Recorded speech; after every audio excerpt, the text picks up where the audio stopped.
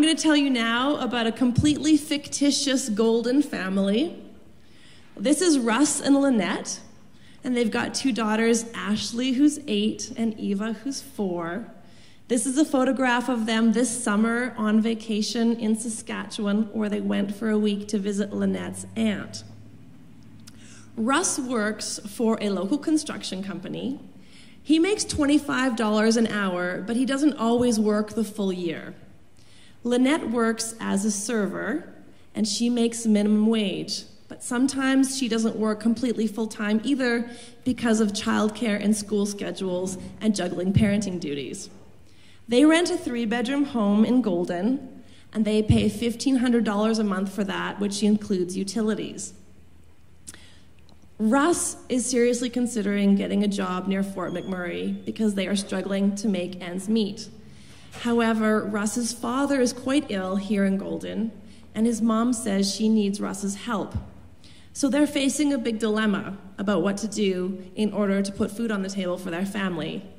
And we are going to talk more about Russ and Lynette and how much it costs them to live in this community later in the presentation. So what is a living wage? It's a number, it's the amount you need to make if you're working full-time in order to cover your basic costs of living. Interestingly, 45% of Canadians who are working struggle with poverty. So the living wage is a concept that describes the very basics, and we will talk about that later, about food, clothing, shelter. Many communities have begun to take action around the province to address poverty. Among them, we've got Victoria, who's calculated their living wage. The city of Revelstoke, close by, has calculated their living wage. Williams Lake has done it. Medicine Hat, Regina, Hamilton, Ontario, St. John, New Brunswick, even the Yukon Territory has done this. And it serves two purposes mainly. First is to provide a target for employers who are able to think about what it might cost to pay their employees enough to make ends meet.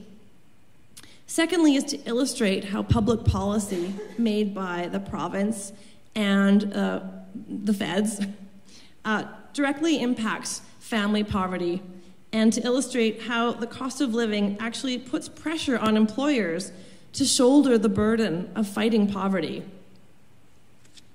Calculating the living wage is about raising awareness and sharing information about cost of living. Promoting its adoption by employers is totally voluntary. It is a feasible way to address poverty. So this slide shows you the legislated minimum wages around the country. Here in Canada, the minimum wage is set provincially by each government. And in British Columbia, our minimum wage, you may know, is $10.25 an hour. The lowest minimum wage in Canada right now is $10 an hour, and you can find that in New Brunswick and the Northwest Territories. The highest is $11 an hour, and you could make that in Nunavut or Ontario. So we're kind of in the middle. Actually, we are right on the median.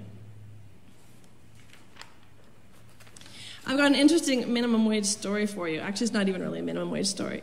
It's a little history story. I've got an associate here in Golden who told me that in the early 1970s, her family was just starting out. Her husband worked at what is now LP, and he was making $2.47 an hour.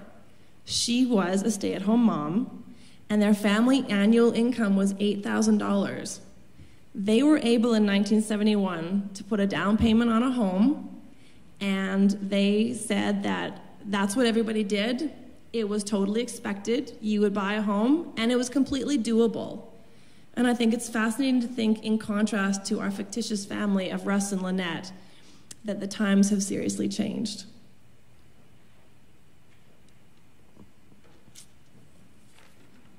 Now, I have to just find my next page.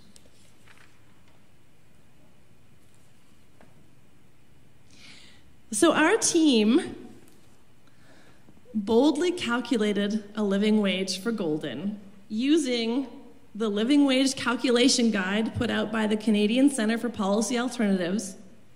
It's a little more mathematical than I thought it was going to be, but we had the help of many of us, including Stephanie. The living wage for Golden is $18.68 an hour.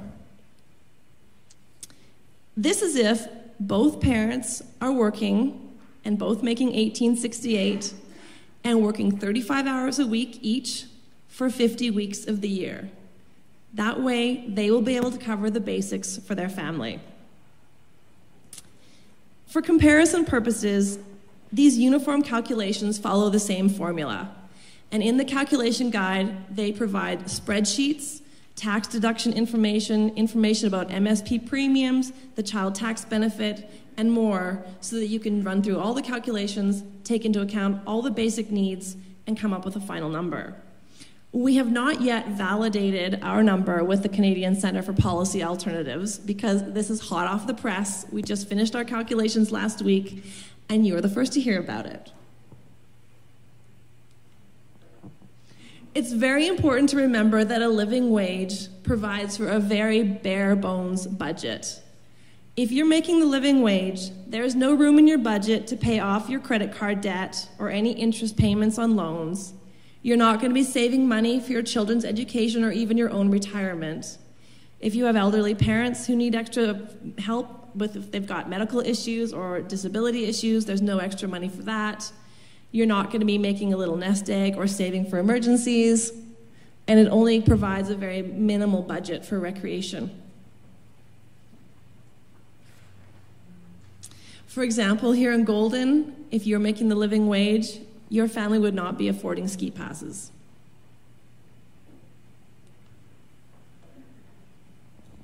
So just to help put poverty into perspective across Canada, here in BC, and right here in Golden, 1.7 million households, or 4 million Canadians, are affected by some level of food insecurity, whether they have to worry about where their next meal is coming from, or whether they worry about feeding their families, or actually go without eating for a day or a meal.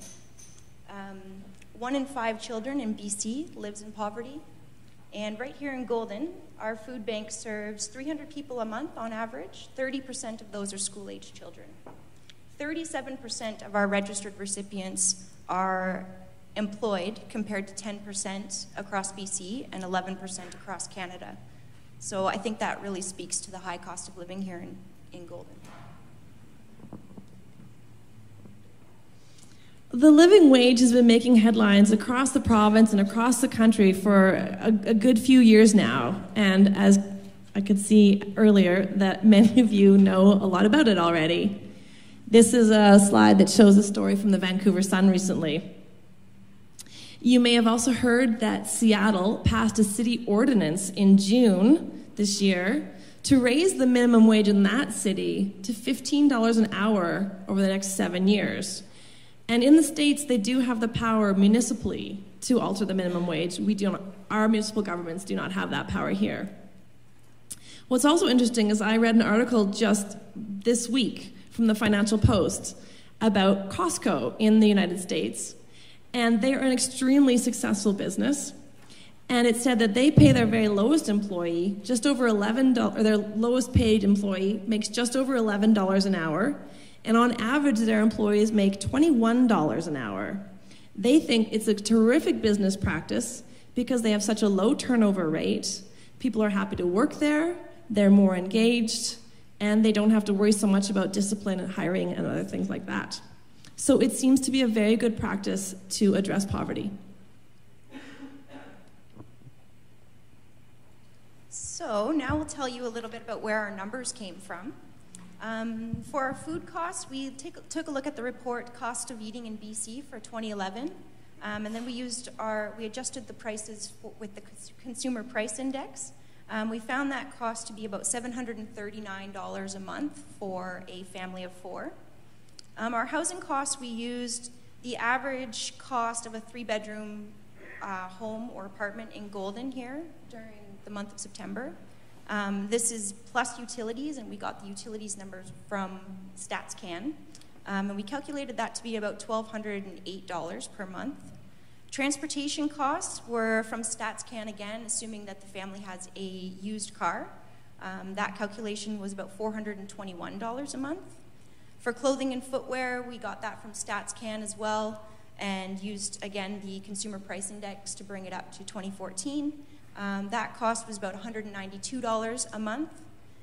For childcare, we used the actual costs in Golden for assuming the 4-year-old is in daycare 5 days a week, and the 8-year-old is in after-school care, because there is no before-school care here in Golden.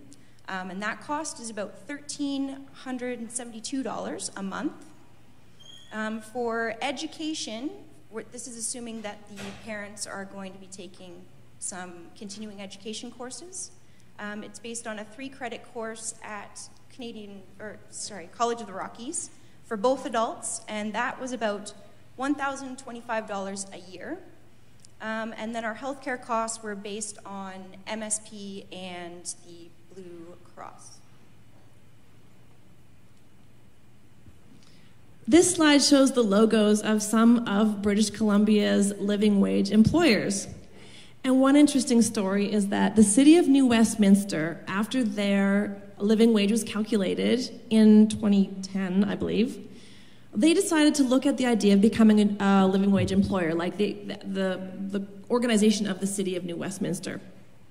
They have a $106 million operating budget annually.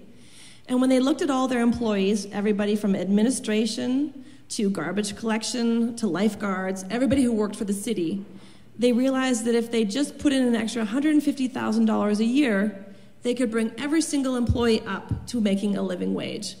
And they decided to do that. As of January 1st, 2011, they became an official living wage employer. So a living wage policy, of course, is voluntary for any employer.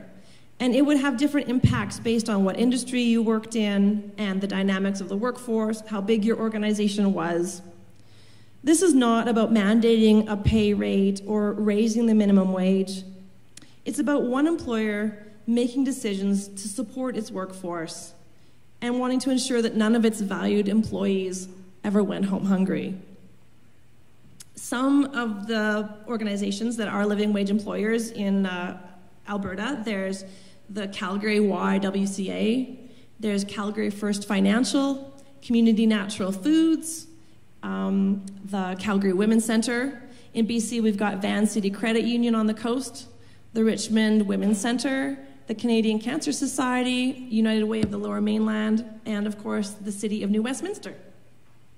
If you're interested in learning more about how to become a living wage employer, you want to know what that means and how to do it, you can get all the information at livingwageforfamilies.ca. So we are gaining momentum here. It's very important that as a community, we follow through with this information, and we've been talking about possible next steps. If anyone here would like to get involved, you can contact me at the food bank, Bev at Employment Services, or Connie at Golden Community Resources Society. We've talked about a possible poverty reduction strategy for here in Golden. Cranbrook and Nelson are working on theirs currently, and Revelstoke has one. We'd love you to spread the word, let everybody know that we've done this calculation. And again, if anyone wants to contact us, let them know. We'd like to encourage employers who can to become a living wage employer. And we are currently working on GoldenEye's calculations for a living wage. So given the demographic of 2-person family with 2 children, we'd like to look at what it costs a single male to live in Golden, or an older couple, kids have moved out to live in Golden, or single mom with 2 kids, that kind of thing. So we're working on that. And if anyone would like to get involved, you can contact me. We got a lot of our information for the presentation tonight and for our calculation from a few different websites. Mostly, one of them was from the livingwageforfamilies.ca website I mentioned earlier. The Canadian Centre for Policy Alternatives website is extremely valuable. You can also look at livingwagecanada.ca. And there's the website worstincanada.org. I don't know if you guys have been on there, but that's the website about the child poverty rate, because we in BC have the worst child poverty rate in the country. So you can go to worstincanada.org for that. So now we have this great number, $18.68 an hour. Let's see what we can do with this to make Golden an even better place to live. Thank you.